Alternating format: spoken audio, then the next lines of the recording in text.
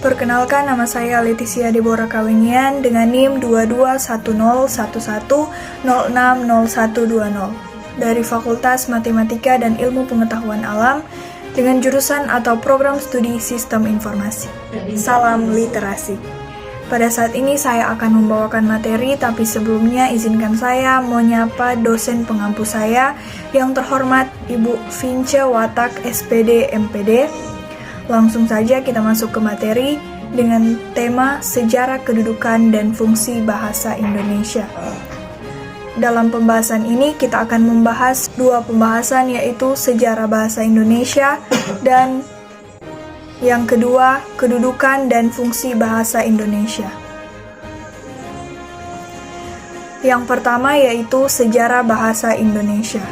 Bahasa Indonesia lahir dan berkembang dari bahasa Melayu yang digunakan sebagai bahasa perhubungan di hampir seluruh wilayah Asia Tenggara sejak zaman dahulu.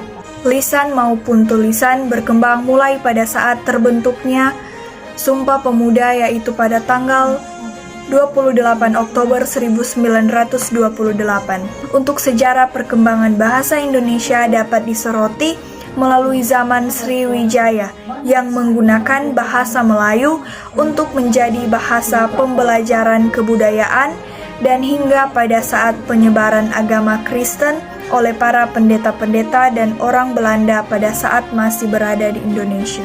Selanjutnya, bahasa Indonesia resmi ditetapkan dalam konstitusi pada tanggal 18 Agustus 1945.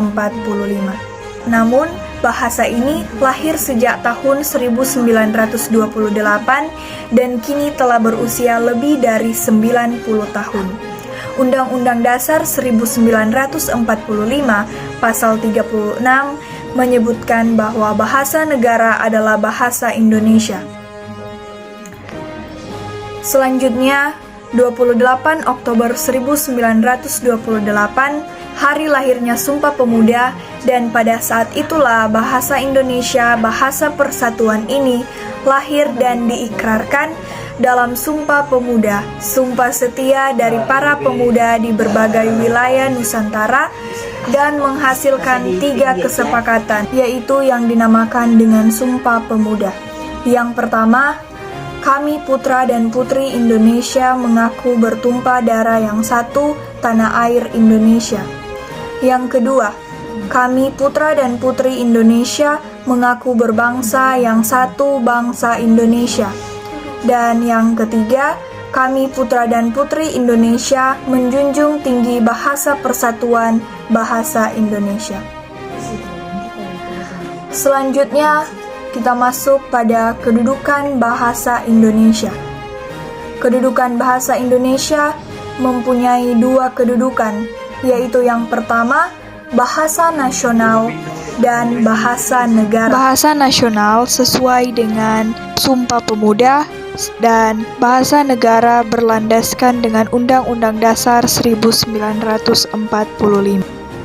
Berikut ini adalah fungsi bahasa Indonesia sebagai bahasa nasional.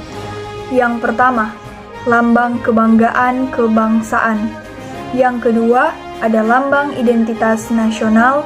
Yang ketiga, alat penghubung antar warga, antar daerah, dan antar budaya.